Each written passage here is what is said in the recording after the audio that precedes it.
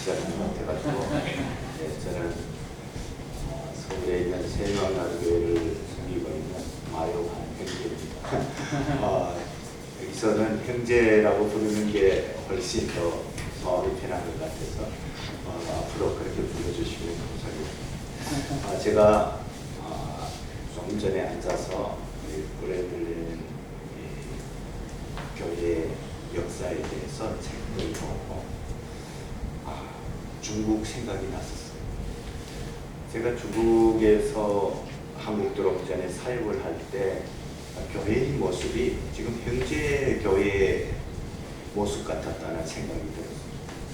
그때는 어떤 교단에 속한 것도 아니었어요.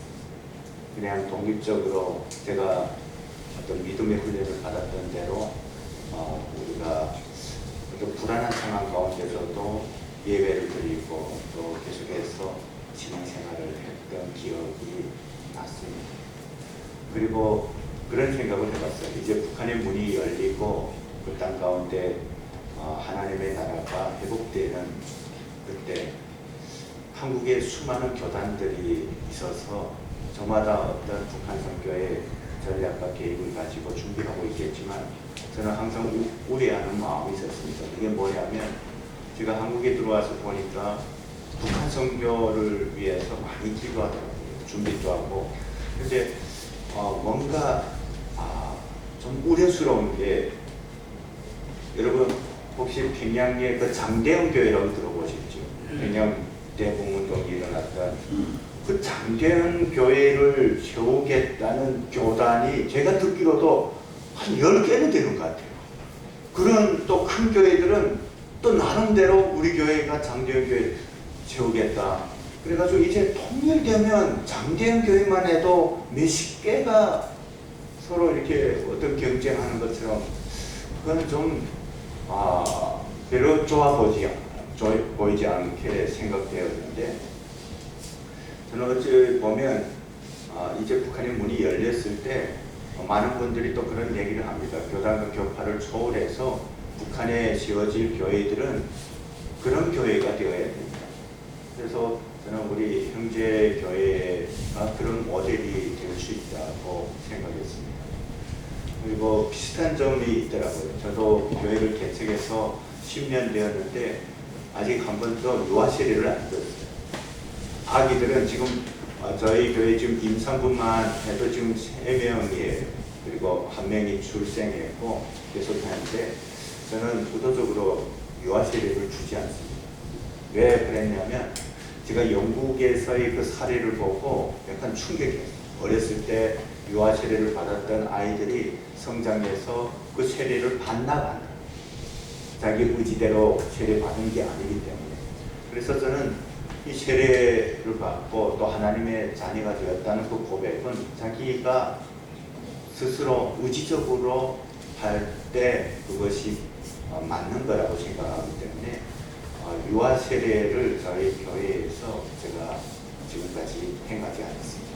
그런 부분들이 비슷한 부분이 있어서 앞으로 북한의 문이 열릴 때 그래가지고 제가 우리 형제교회 이런 모습을 좀 더 이렇게 연구하고 이것을 앞으로 북한 사역에 굉장히 이렇게 잘 접목할 수 있겠다 이런 생각을 해봤습니다.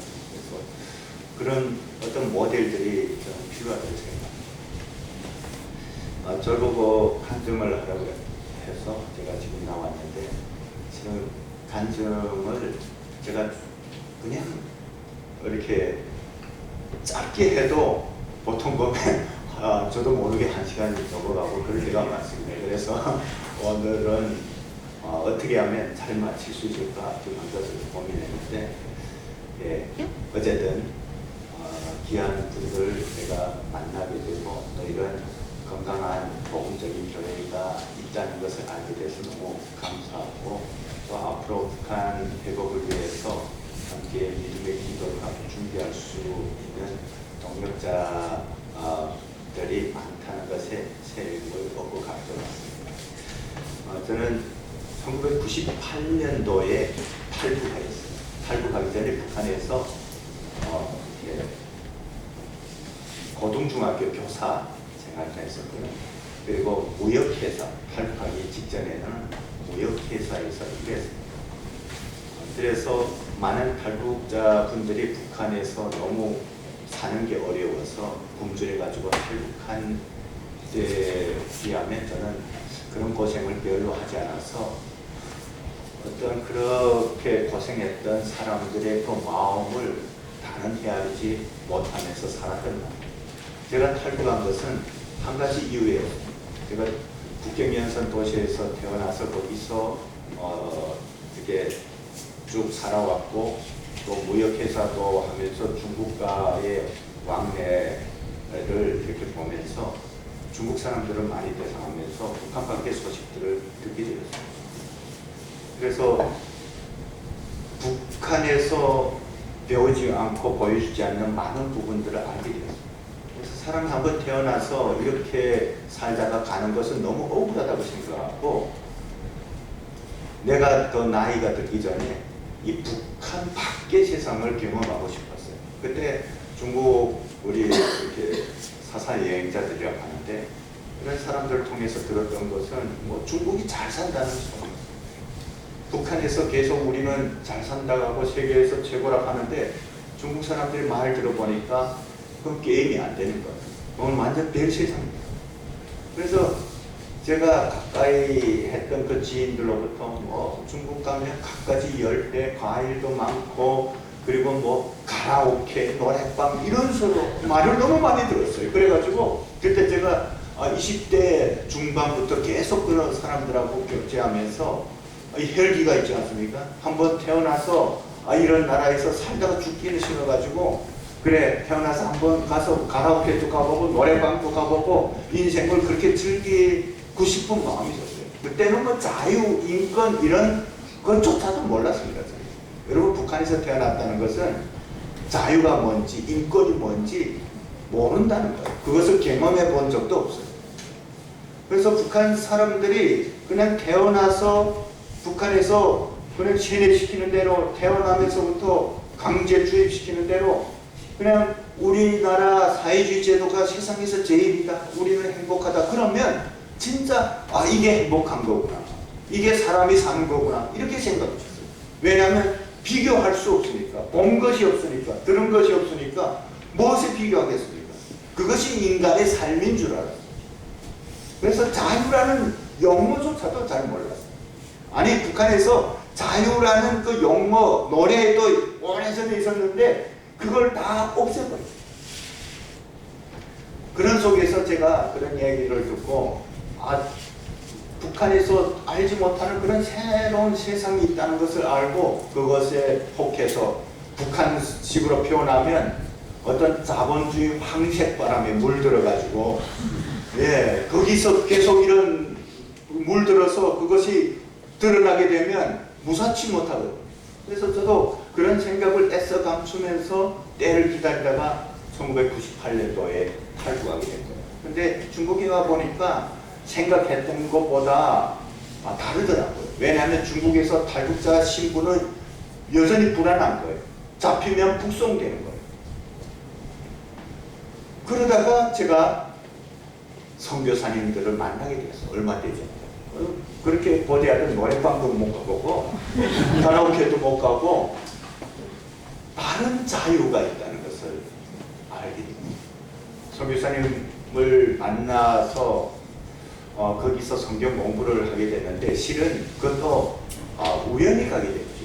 일자리를 찾으러 갔다가 거기에 있는 그 교회인데요. 그 조선족 교회 전도사님이 저보고 혹시 공부를 하지 않겠냐 해서 공부라는 말에 제가 혹해서 어떤 공부냐니까 성경 공부라는 거예요. 그래서 가겠다고 했어요.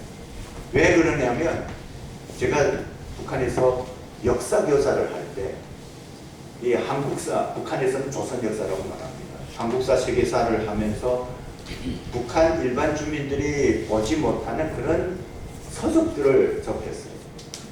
그러니까 북한에서는 책이 너무 귀합니다. 한국은 책이 너무 많아서 못 읽겠고 북한은 책이 너무 없어서 너덜너덜할 때까지 돌아가면서 읽어야 돼요.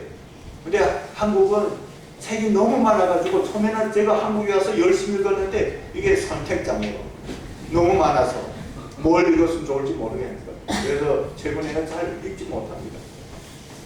근데 그 백과사전을 보면서 그 역사 상식들을 제가 많이 이렇게 알게 되었어요. 물론 북한에서 출판한 것이기 때문에 제한적이지만 거기에 뭐가 있었냐면 기독교에 대해서 소개합니다. 기독교가 예수가 뭐 이렇게 공생애란 말을 거기서는 안 썼는데 30살 때 이렇게 요단강에서 세례를 받고 세례 요한에게서 세례를 받고 그리고 12제자들과 함께 하다가 3년 있다가 가룟 유다의 배신에 의해서 십자가에 못 박혀 죽었다가 3일 만에 살아서 하늘에 올라갔다는 신화다. 이렇게 신화라는 것을 강조하는 거예요. 이것을 인간이 인위적으로 만들어낸 거짓말이라는 거죠. 그렇게 상식적으로 이렇게 말하는 것이죠. 그리고 북한에서 기독교에 대해서 굉장히 부정적으로 교육합니다. 반기독교적인 교육이죠. 그것이 뭐냐면 기독교는 제국주의 길잡이다. 제국주의자들은 다른 나라를 침략하기 전에 기독교를 먼저 들여보낸다. 선교사들을 통해서 기독교를 전파해서 사람들로 하여금 무저항주의를 설파한다. 그런 다음 제국주의가 들어오면 사람들이 저항하지 않는다. 거기에 세뇌돼서 이렇게 교육하는 거예요. 그래서 기독교는 제국주의 침략의 도구다, 나쁘다. 그리고 선교사들도 선교사님이라고 하지 않고 좀 틀어서 놈이라고 교과서에서 말하고 있습니다. 실질적으로 교과서에 뭐 미국 선교사 허드슨이 뭐 이렇게 염산으로 아이 이마에 도적이라고 쓰고 뭐 이렇게 하는 좀 과장된 그런 것도 싣고 있거든요. 그러면서 그 북한에서 항상 말하는 성경 한 구절이 있어요. 원수가 오른밤을 치면 왼밤을 내려. 그건 북한 사람들이 들었어요.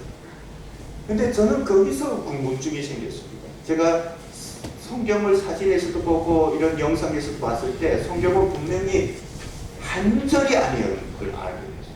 이렇게 두꺼운 책인데 왜 성경이 나쁘다 잘못됐다라고 말하면 그것을 보여주면서 이래서 나쁘다라고 말해야 되는데 그것을 다 꽁꽁 숨기면서 왜 성경이 나쁘다 하는지 그게 항상 저에게는 질문이었습니다. 의문이었습니다. 그래서 언젠가 기회가 되면 이 성경을 한번 좀 보고 싶다. 이런 마음이 저에게 있었던 거예요. 그런 저에게 성경 공부를 해보지 않겠냐 하니까 제가 그냥 덥석 해보고 싶다고 그렇게 해서 간 것이 소위 말하면 성경 통독관이라는 그런 곳. 저는 생각한 것이 중국에도 이런 신학교가 있는가 보다. 거기 가면 좀 안전도 보장받고 신분도 보장받는 그리고 내가 알고 싶은 것도 얻을 수 있는 그런 곳이겠다라고 따라갔더니 섞인 거예요. 어디 중국에 있는 길림이라는 그 대도시에 밤에 기차 타고 밤 12시 지나서 깜깜한데 아파트 7층인가 올라가 보니까 거기 무슨 숙소인 줄 알아요. 들어가서 자고 다음날 아침에 깨어났더니 여기 선교사님들 계시고 북한에서 온 형제들이 몇 사람입니다. 그래서 이건 기숙사인가 보다 했는데 여기가 그거예요. 그래서 엄청나게 고민했어요. 이거 그냥 돌아갈 것인가.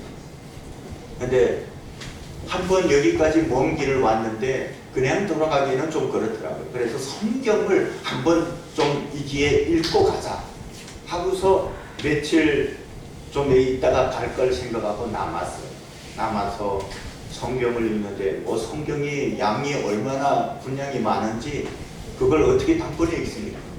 그리고 성경 거기서는 통독하는데 오디오로 한 3배속해서 하는 거예요. 여러분 옛날 이렇게 카세트 있잖아요. 거기 카세트 성경 통독 카세트를 돌리는데 그거 3배속을 해서 들으니까 뭐라 하는지 도무지 알 수 없어요. 그래 어쨌든 그것을 읽는데 뭐 잘 들어오지도 않고 그렇게 해서 성경을 보기 시작해요. 보는데 성경이 이해되지 않더라고요. 너무 이렇게 터무니없는 이야기로 되어 있는 것하고 느껴졌어요.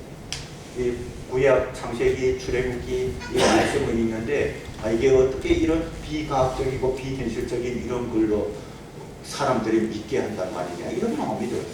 그래서 저는 이건 믿는 것은 바보짓이다 하고 애써 믿으려 하지 않고 그것을 읽으면서도 그냥 상식적으로 내가 기독교에 대해서 좀 알아보자 하고서 읽었지 그걸 믿으려고 읽지 않았어요.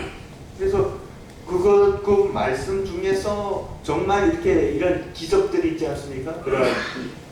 그런 것들을 골라서 계속 선교사님에게 질문하는 거예요. 왜냐하면 빨리 이렇게 당신의 속내를 털어놓으시고 빨리 정체를 밝히라고 믿지 않으면서 왜 믿는 척 하냐고 이것을 밝히고 싶은 거예요.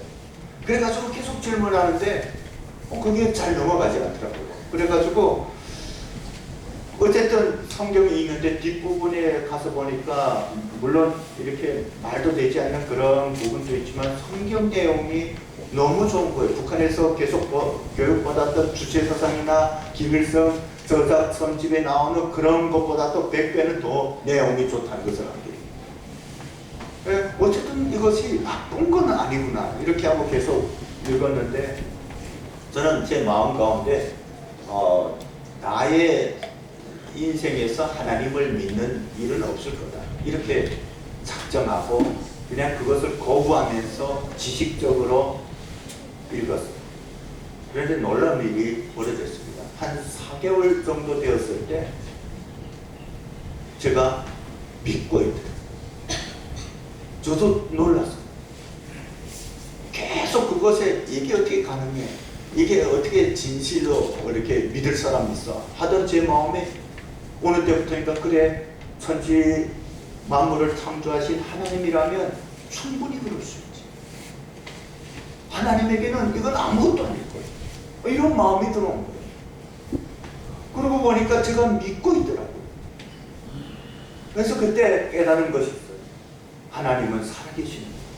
왜냐하면 북한에서 제가 30년 동안 살면서 어려서부터 계속 일방적으로 세뇌 교육을 당했는데 그럼에도 불구하고 어떤 진실 앞에 섰을 때 제가 그 모든 것이 다 깡그리 무너지는 경험을 했어요. 왜냐하면 북한에서 가르치는 모든 것이 여러분 한 8, 90%다 거짓말이에요. 그런데요 세뇌라는 게 그렇게 무서운 거예요. 진짜 북한에서 가르치는 것처럼 김일성이 뭐 솔방울로 수리탄을 만들면 진짜 그런 줄 알았어요. 뭐 가랑잎을 저희가 예수님도 아니고 가랑잎을 타고 뭐 강을 건너고 뭐 이런 것들 하면 그걸 그냥 믿어요. 그래서 그 세뇌 당하니까 북한 사람들이 그냥 눈을 시퍼렇게 뜨고서 다 버팁니다. 김일성이 사망된다는 것을 누구도 믿지 않았어요.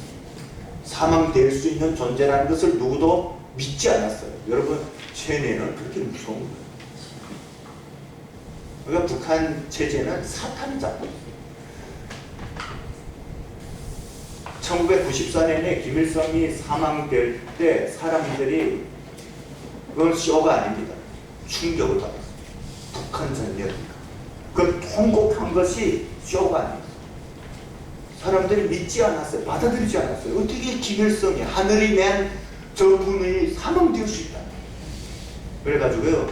여러분 이거는 어제 공식화된 자료는 아니지만 그때 비공식적인 자료에서 김일성이 사망됐을 때 북한 전역에서 수천 명이 심장마비 걸려서 북한 주민에게는 그만큼 큰 충격이에요. 너무 웃기지 않습니까? 한 사람이 죽었는데 왜 심장마비로 죽어요? 그건 죽을 수 있다고 누구도 생각하지 못해요.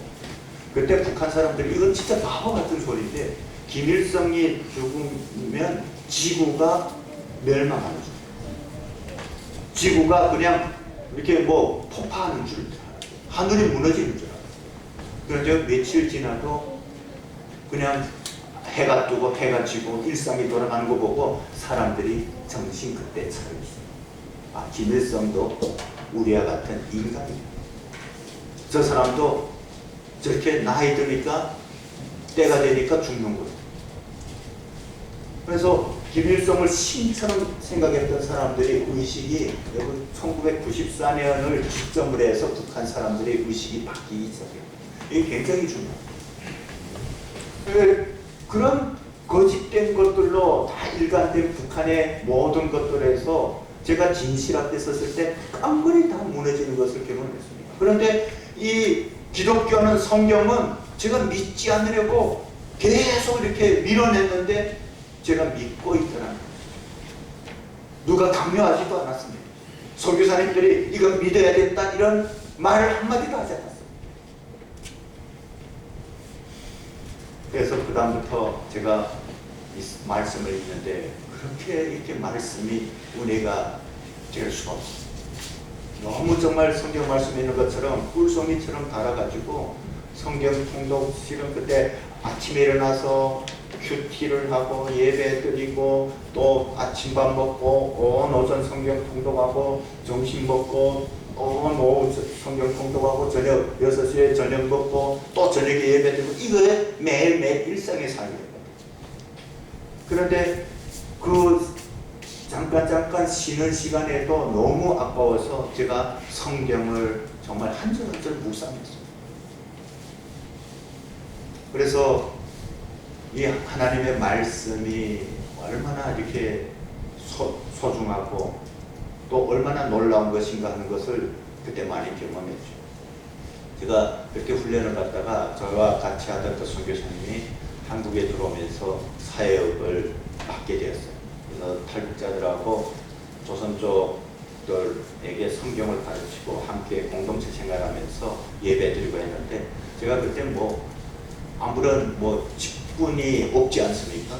근데 그냥 제가 예배를 저희가 주관하고 또 이렇게 우리가 같이 예배드리고 그렇게 했던 거예요. 그러다가 제가 이렇게 중국에서 그 사역을 하다가 하북성이라는 곳에서 사역을 하다가 영길 쪽으로 옮겨가게 되었습니다. 왜냐하면 하나님을 알고 또 하나님의 그 뜻을 알아갈수록 하나님께서 저 북한을 위해서 준비하라는 그런 마음을 주시더라고요. 그리고 그 땅을 위해서 기도하는데 솔직히 말하면 기도가 계속 막히는 거예요. 왜냐하면 북한을 제가 30년 동안 살아왔지 않습니까? 북한 땅 가운데는 하나님의 역사가 있다고 생각되지 않았어요. 하나님이 북한을 버리시지 않았을까 이런 의심을 가졌습니다. 그러면서 북한을 생각하면 너무 마음이 아픈 거예요. 그래서 기도 안 할 수는 없고 기도하지만 기도한다고 해서 하나님이 북한을 회복하실 그런 역사를 일으키실까라는 의심이 계속 드는 거예요. 그럼에도 계속 이렇게 기도하면서 또 사역을 하고 있는데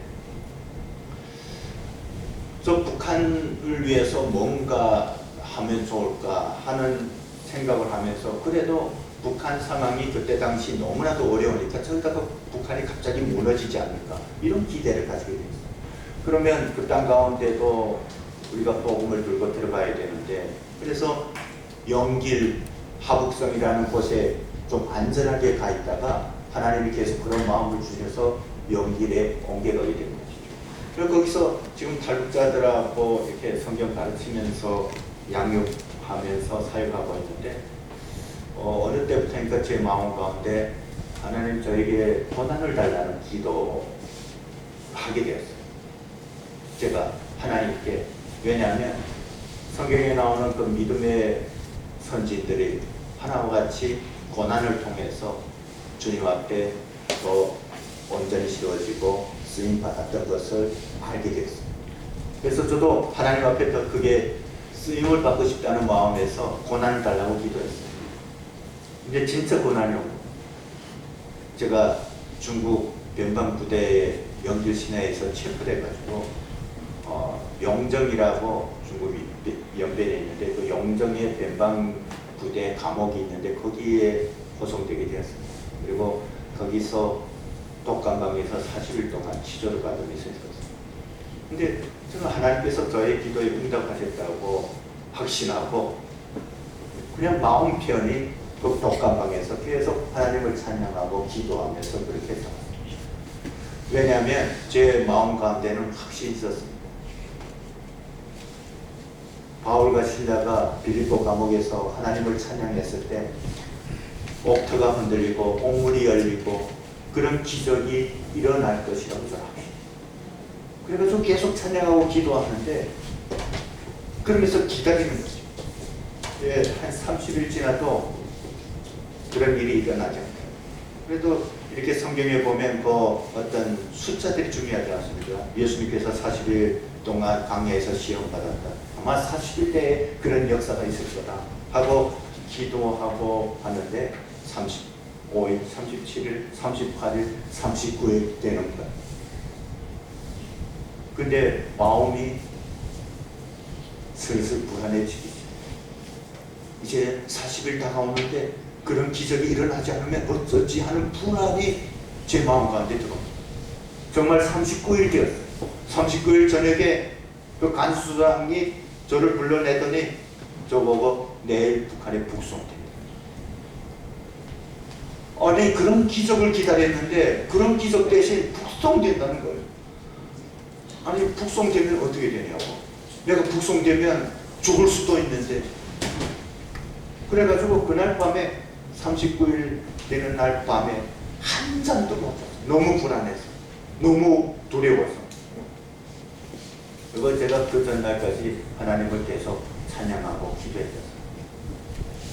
하나님 앞에 고난을 달라고 기도했던 사람이에요. 근데 그 소식을 듣고 제가 한 잠도 못 잤어요.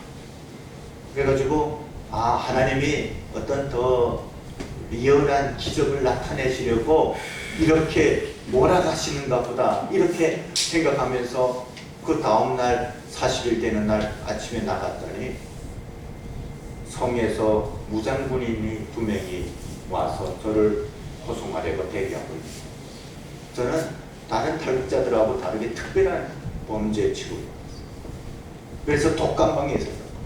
다른 탈북자들은 한 며칠 만에 이렇게 콩나물 시루처럼 그 감옥에 몰래 있다가 북한에 북송되고 했는데 저는 40일 동안 그 성에 중국 성이 우리 또 다니지 않습니까? 거기에 국가안전위원회라고 있어요. 그 국가안전위원회가 우리 국정원하고 같은 거예요. 거기에 와서 저를 취조한 거예요. 근데 그렇게 무장군인들이 와서 제가 북한에 북송되게 됐어요. 그래서 저는 그 가는 노정 가운데 하나님의 어떤 특별한 기적이 있기를 바랬는데 그런 기적이 일어나지 않았어요. 결국 북한에 넘어가게 됐죠. 북한 해령 모의부 감옥에 가게 되었는데 제 마음이 너무 비참하다. 내가 어쩌다가 이런 죽을 자리까지 왔는지. 그러면서도 어떤 일말의 희망은 버리기 싫었어요.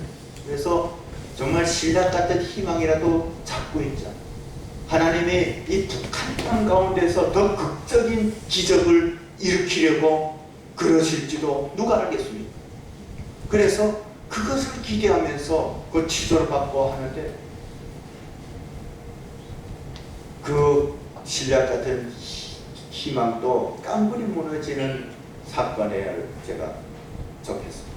제가 보름 동안 계속 치조를 받고 있는데 매일과 같이 숱한 탈북자들이 북송돼서 며칠씩 치조를 받고 강제노동대도 가고 이렇게 흩어지는데 저는 계속 보름 동안 치조하는 거예요. 어떤 일인지 잘 알 수 없고 그렇게 응하고 있는데 보름째 될 때 그 보위부장이라고 그 보위부에서 그 최고 높은 직위 가진 사람이 저를 직접 치조하는 거예요. 그러면서 저에게 그 야단을 치면서 뭐 저의 무릎 꿇게 하고 저의 무릎을 이렇게 구두발로 막 박더니 그 부하 보고 저희 자료를 가져오라고. 그래서 가져온 것을 읽어주는데 제가 중국에서 사역했던 그게 다 기록돼요. 선교사님들, 미국에서 온 선교사님, 한국에서 온 선교사님들 같이 사역하고 그리고 탈북자들의 신앙 양육하고 이것이 다 기록되는 거예요. 그게 뭘 말하냐면요. 북한 보위부 스파이가 현지에서 저에 대해서 다 일거수일투족 다 보고해서 북한 보위부는 제가 미국, 한국 이 사람들과 같이 사역하니까 이게 무슨 반국가적인 큰 조직이다 생각하고 중국 국가안전위원회에 의뢰해가지고 그 북한하고 중국은 그런 협정이 있거든요.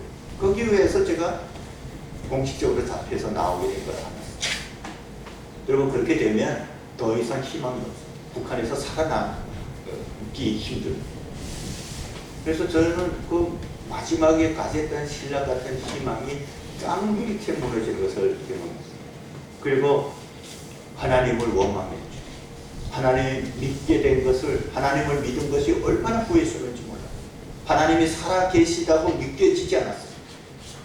제가 지금까지 속았다고 생각해요. 그래서 하나님을 너무 원망했어요. 제가 그때 33살이었어요. 제가 그때 죽기에는 제가 이전처럼 예수님 공생애하고 십자가에 달린 그것까지도 다 계산해도 이게 안 나오는 거예요. 그래가지고 얼마나 원망했지. 제가 예수님을 믿은 것이 어쩌다가 그런 생각을 했지. 그런 구렁텅이에 내가 빠져들어서 인생을 망치게 된다고. 그래서 하나님을 원망하고 기도 같은 것은 나가지 않았어요. 솔직히. 그리고 제가 또 북한에서 알지 못하는, 일반 사람들도 알지 못하는 특별한 시설에 가게 됐습니다. 북한 주민들도 알지 못하는 거기서 수개월 동안 독감방에 갇혀서 제가 치료를 받았습니다. 저는 거기서 살아나가지 못한다고 생각해요. 그리고 자포자기하고 있고 그랬을 때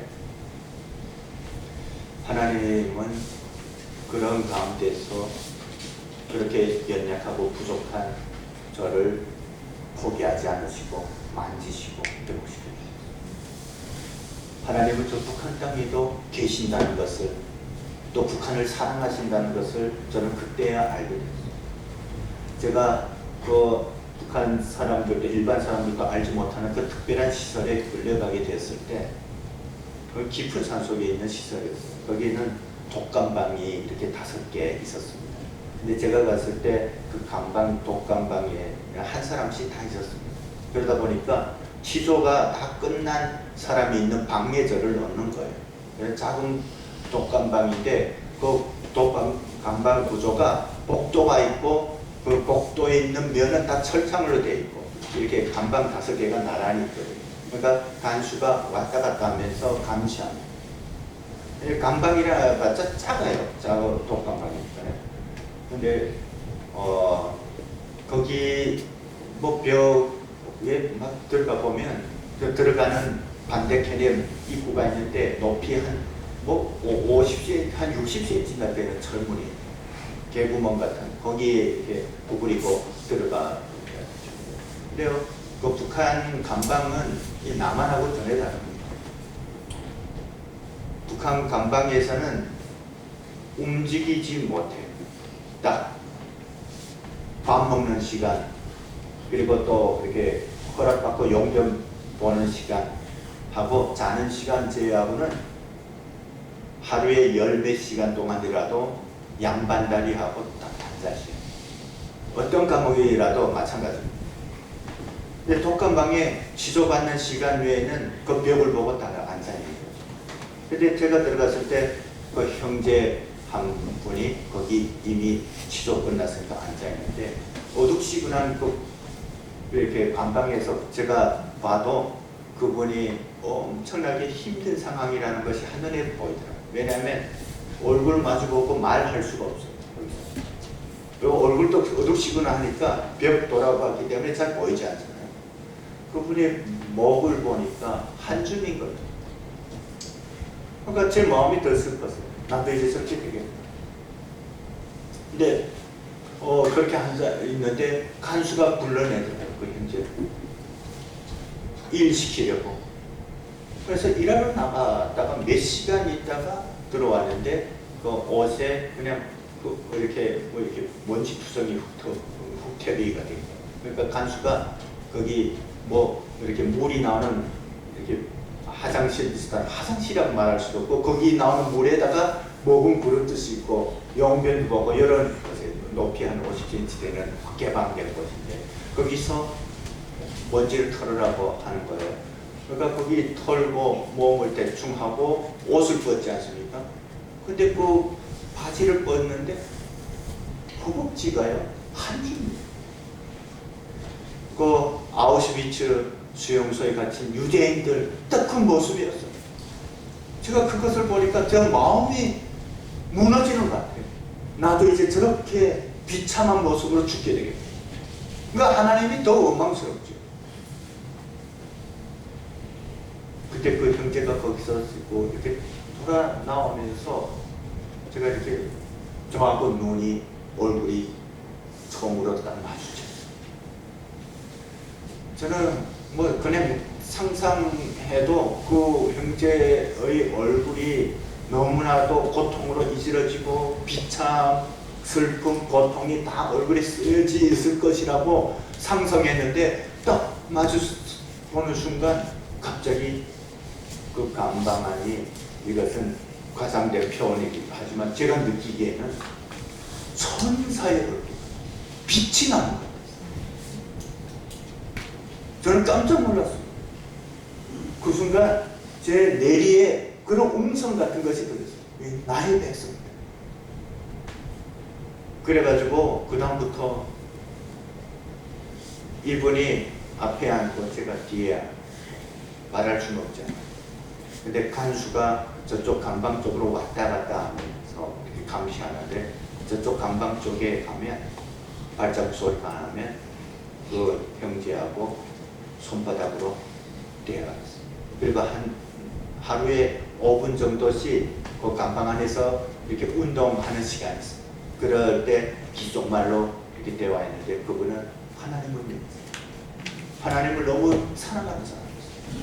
하나님을 믿고 어떻게 그분이 복음을 받았는지 거기서 구체적으로 대화할 수는 없어요. 그래도 손바닥으로 이렇게 어느 정도 이렇게 제가 대화하면서 알게 된 것은, 중국에 갔다가 선교사님들을 만나서 훈련을 받고 이렇게 복음을 듣고 어떤 예수님을 믿고 이렇게 북한에 돌아와서 복음을 전하다가 잡힌 거. 그래서 제가 그때 하나님은 북한을 버리지 않으셨다. 북한을 위해서 그 회복의 역사를 계속 이루고 계십니다 하는 것을 알게 됐어요. 그리고 그분의 모습, 그 고통 가운데서도 그 평온하게 그렇게 아무런 원망이 없이 그런 모습을 보면서 제 마음에 찔림이 왔습니다. 그래서 그때부터 제 모습이 부끄럽게 느껴집니다. 내가 얼마나 하나님을 원망했는데, 얼마나 하나님을 미웠는데. 그래가지고 막 기도하는데 회개가 나왔어요. 회개하기 시작했어요. 눈물 콧물 흘리면서 회개하다가 그 형제하고 한 보름 정도 같이 그 감방에 있었던 거예요. 그러다가 어느 날 불려나가서 다시 들어오지 못했어요. 어디 갔는지 행처도 알지 못하고 그분의 이름도 알지 못해요. 거기서는 이름이 불려지지 않습니다. 번호로 불려집니다. 그리고 그 다음부터 제가 계속 기도를 하면서 저의 신앙이 다시 회복되어 가는데, 그 가운데서도 하나님이 저와 함께 하신다는 그런 느낌을 받았어요. 그 벽에 보면 빗자국이 가득한 그런 어둡시근한 감방에도 하나님이 나와 함께 하신다는 그런 것을 계속 은혜를 받으면서 제가 다시 기도하고 속으로 찬양하고, 그리고 하루에 막 어떤 때 10몇 시간씩 앉아있는 그 시간이 얼마나 힘들고 지루한지, 차라리 치료 받으러 밖에 나가는 때가 더 몸을 움직일 수 있고 더 나아요. 그런데 그것도 역시 고통이, 숱에 차고 발에는 족쇄를 차는데, 이 족쇄 아마 영화에서 또 못 봤을 것 같아요. 북한에 있는 그런 족쇄는 중세시대에 있을 법한 그런 족쇄입니다. 그 장마처럼 생겼어요. 장마처럼 이렇게 생긴 거 신어야 돼요, 이 허벅지까지. 그리고 밑에는 자물쇠를 잠그는데, 이걸 신고 그 취조하는 저 건물까지 걸어가는데, 이 복숭아뼈에 그 쇠가 떼가지고 이 복숭아뼈에 딱 살까지 찢기는 그런 기간. 걸을 때 너무 힘들고 고통스러워요. 그래도 그 밖에 나가 있는 것이 더 나을 때가 있어요. 근데 너무 힘든 거예요. 한 달만 지나면 그냥 폐인처럼 되는 거예요. 먹는 음식이라는 것은 여러분 음식이라고 말할 수 없어요.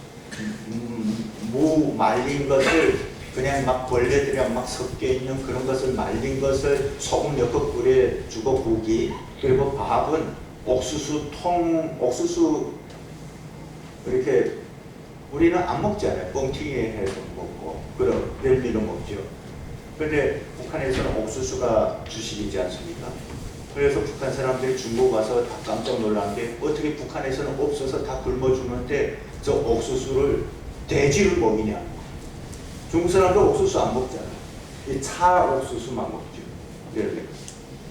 근데 그런 일반 옥수수, 사료 옥수수를 그냥 같이 막 타개한 것을 밥으로 나옵니다. 근데 거기에는 옥수수 껍질이 굉장히 이렇게 두꺼워요. 그런 것들이 섞여 있는데 이런 정말 보태지 않고 콩알 만한 돌들이 막 섞여 있고, 그 다음에 그보다 조금 더 심한 거 이렇게 그건 뭐냐면 항상 쥐똥이 푹 이렇게 밥을 만들면서 퍼진 쥐똥이 밥에 한 몇 개씩 항상 섞여 있어요. 그래도 그게 전혀 더럽지 않아요. 배고프니까 그것도 없어서 먹는 거죠. 그냥 버려내고. 그러니까 한 달만 있으면 거의 다 몸이 빠져요. 한 두 달만 있으면 그냥 폐인처럼 돼요. 그리고 영양실조 와서 항문이 벌어지고. 그런데 하나님은 그런 가운데서 저를 지켜주신다는 줄 하시니 다른 감방에서 다 영양실조하고. 그런데 왜냐하면 저는 하나님을 믿으니까 그게 너무 힘드니까 먹는 생각을 많이 하는 거예요. 근데 저는 계속 기도를 했어요. 찬양을 했어요. 그러니까 몸은 다 이렇게 미라처럼 말라가는데 영양실조가 안 오고, 다른 사람들은 매일과 같이 힘드니까 앉아있다가 또 조는 거예요. 졸면 고개를 떨고 놓고 졸잖아요. 그러면 간수들이 그 철장으로 불러내서 때리고 폭행하고 매일같이 그냥 고문하고 기업당하고 이런 일들이 매일같이 일어나요. 그 감방 5개, 5명밖에 없는데. 근데 제가 그 가운데서 제일 맞지 않았어요. 하나님이 지켜줘요. 저도 너무 힘드니까 어떤 데 기도하다가 또 조는 거예요. 조는데 여러분 졸면 고개를 너무 기운이 없으니까 떨구게 됐잖아요. 한 번도 제가 안 떨었어요. 제가 지금 생각해보니까 그게 어떻게 가능해? 천사들이 정말 잡아주지 않으면 제가 1시간씩 어떨 때는 조는데, 그러니까 간수가 다른 이렇게 재수들 있죠. 그 말한 거예요. 제 번호가 4번이었는데 이 4번처럼 모범적이어야 된다고 막 이렇게 말해요. 제가 그게 정말 하나님의 은혜가 아니면 불가능한 거예요. 그럼에도 어떤 마음이 고약한 간수들은 건을 만들어서 괴롭히는 거예요. 그래가지고 어떤 때 이렇게 들어오면 그 배식구가 있습니다.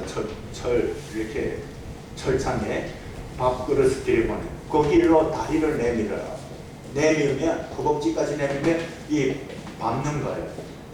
밟고 그 다음에 이런 둥그런 새 기구가 있습니다. 그걸 발목에다 놓고 비트는 거예요. 고문당하지. 그래서 그때 제가 막 다리 탈골되고 그랬어요.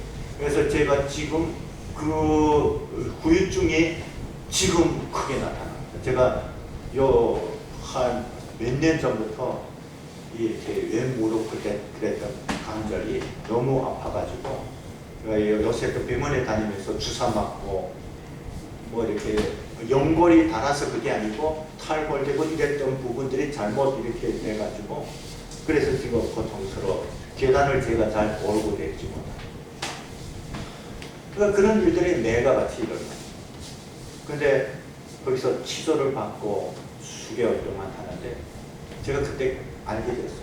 얼마나 많은 그 기독교인들이 거기를 거쳐갔는지. 저를 치료하는 간수가 그 산더미처럼 쌓여있는 그 진술서가 있어요. 그걸 보면서 너 같은 내수쟁이들이 쓴 진술서라고 저에게 말해줍니다. 그러면서 너한테 그래요. 너희들은 죽어도 바뀌지 않기 때문에 우리가 이제는 돌이키고 이제는 이렇게 수령님을 믿어라 이런 말을 안 해. 너희 같은 예수쟁이들은 죽어도 바뀌지 않는 거 알기 때문에. 그리고 제가 그 말이 사실이라는 것을 어떻게 알았냐면요. 저를 지주하는 지도관이 기독교에 대해서 너무 잘 알고 있어요. 그리고 기도를 어떻게 하는가 하는 걸 너무 잘 알고 있어요. 그걸 뭘 말하냐면 기독교인들을 한두 명 지도해 본 게 아니라는 거죠. 어떨 때 지도 받으러 가면 이렇게 지도실에 저하고 단둘이 앉아있지 않습니까?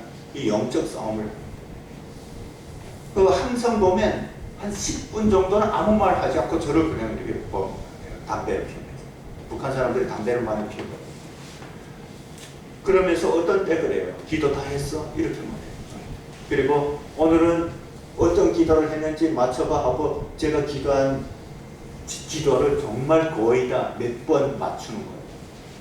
하나님 저 앞에 있는 지저간의 마음을 붙들어 주시고 저 사람도 회개하고 예수 믿게 해주시고 그리고 이 나라 위정자들이 회개하고 이렇게 돌이키게 해주시고 제가 이런 기도를 막 하는데 담배를 피우면서 뽀금뽀금 이렇게 하고 기다렸다가 기도 다 했어 하고 제가 이렇게 내가 오늘 내가 무슨 기도했는지 맞춰볼까 하고 그 말을 그대로 하고 진짜 이렇게 전율 그러니까 그만큼 기독교인들을 많이 지지했다.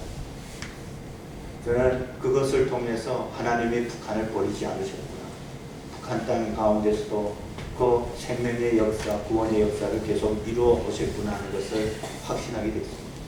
그리고 정말 그때 제가 간절히 바랬던 중국에서 북한으로 이송되는 상황 가운데 아니면 북한 처음에 갇혔던 그 보이부 감방에서 그런 기적이 아닌 더 큰 기적을 저를 위해서 예비해 주십니다.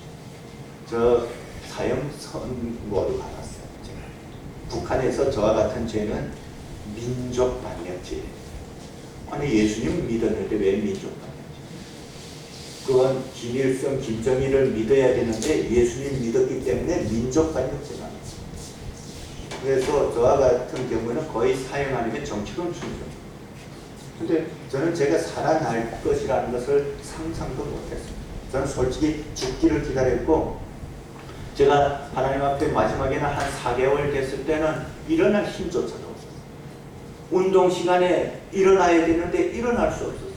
온몸이 그냥 천길 나락으로 떨어지는 것 같아요. 그래서 하나님 앞에 그때는 그전에는 죽는 것이 그렇게 두려워서 하나님을 원망했는데 죽음이 별로 두렵지 않더라고요. 하나님 내가 어차피 죽겠는데 빨리 데려가 달라고 그런 기도를 했어요. 그런데 그때마다 아직 때가 아니라는 그런 마음을 하나님 계속 주시는 거예요. 그래서 저는 왜 때가 아니지? 내가 뭘 할 수 있고 지금 내 몸도 운신하지 못하는 이런 상황에서 뭘 할 수 있을까라고 생각했는데 이렇게 갑자기 제가 저의 기도가 다 마치고 그 가운데 무슨 스토리들이 많이 있습니다. 네, 제가 이 시간에 다 말씀드릴 수 없고 저희 고향으로 호송되게 됐어요. 그리고 고향에 가서 또 치절받고 또 다른 곳에 옮겨갔다가 또 치절받고 또 다른 곳에 저희 집이 있는 가까운 이런 파출소 같은 그런 곳에 최종적으로 갔다가 거기에는 감옥이 없어서 창고 같은 데 저를 가두고 집에서 음식을 실어다 이렇게 들여보내게 하는 거예요. 자기들이 못 먹이니까. 그러니까 저희 가족들이 제가 살아있는 걸 그때 알았어요. 제가 죽은 줄 알고. 그래가지고 쌀밥에다가 계란 후라이 뭐 이런 거 해서 들여보냈는데 지금까지 먹지 못하던 제가 받지 못하는 거예요. 조금 먹었는데 그냥 지금 그냥 몸도 거의 유지하는데 탈 수가 없거든요. 그냥 설사 그냥 막 하니까 거기 있는 그 사람들이 당황하기 시작했어요. 이거 죽겠구나. 그래가지고 저희 가족을 불러서 데려내가라고 했어요. 물론 다시 이렇게 회복되면 다시 이렇게 잡아드리겠지만 그때 제가 하나님이 저를 살리신 것을 확신했어요. 제가 저의 형의 잔등에 옷에 나오면서 하나님이 살리셨다는 확신을 가졌어요. 진짜 꿈인지 생신지 몰라가지고 막 축 처진 상황에서도 제 손을 꺼집어 봤는데 현실이더라고요. 그래가지고 하나님 앞에 갑자기 너무 미안해집니다. 내가 하나님을 얼마나 원망했는데 하나님 얼마나 미워했는데 그런 나를 하나님께서 진짜 여러분 북한에서 저와 같은 그런 상황에 나온다는 것은 이건 기적 중에 있어요. 그래서 북한 사람들 하나님을 모르는 북한 사람들마저도 저한테 어떻게 이런 일이 있을 수 있냐라고 말했어요. 그리고 제가 이런 얘기를 우리 탈북자들 있는 데서 간증하라고 해서 제가 간증을 잘 안 하는데 요새 자꾸 간증을 시키는 거예요. 간증을 했는데 이전에 어떤 자리에서 탈북자 우리 중에 거짓말이라고. 어떻게 북한에서 저런 일이 있을 수 있냐. 진짜 그렇게 말할 말. 정말 하나님의 기적이 아니면, 은혜가 아니면 설명할 수가 없어요. 저도 제가 어떻게 나왔는지 저도 잘 몰라요.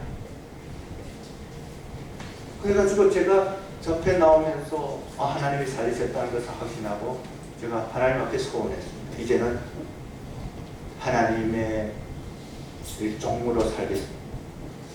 제가 그전에는 선교사님들이 한국 가는 길을 터주면서 가자해도 안 갔어요. 왜냐하면 내가 언제 한국 갈 새가 있냐. 북한의 문이 당장 열리겠는데 그러면 북한에 바로 들어가야지 했는데, 제가 그런 시련 앞에, 자그마한 시련 앞에 섰을 때 하나님을 원망하고 불평불만하고 믿음이 다 떨어진 것을 보고 제가 그때 알았어요. 제가 저희 믿음이 얼마나 헛것이었나, 제가 얼마나 연약한지. 저도 저 자신을 몰랐던 거예요. 그걸 알고 나서 내가 하나님을 더 잘 알아야겠다, 더 믿음의 훈련을 해야겠다. 그래가지고 하나님 앞에 서원하고 이렇게 집에 나오게 됐고, 그리고 한 달 만에 제가 재탈부가 됐어요. 그건 기적 중에 기적입니다. 하나님이 살리셨는데 누가 막았겠어요?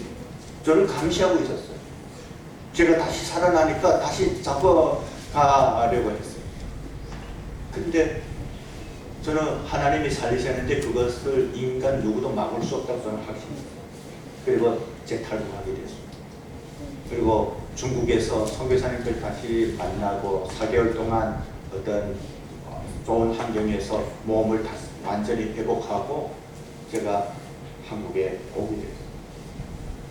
그래서 제가 지금 서울에서 자그마한 교회를 목회하고 있는데, 하나님께서 주시는 마음은 그런 것이었어요.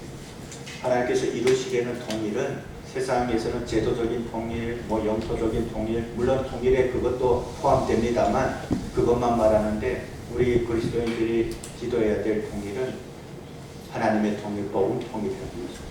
그리스도 안에서 사람의 통일이 하나님께서 원하시는 통일입니다. 근데 그것을 이제 단지 북한의 문이 열려서 시작되는 것이 아니라 이미 이 땅 가운데서 시작하셨다는 그 일.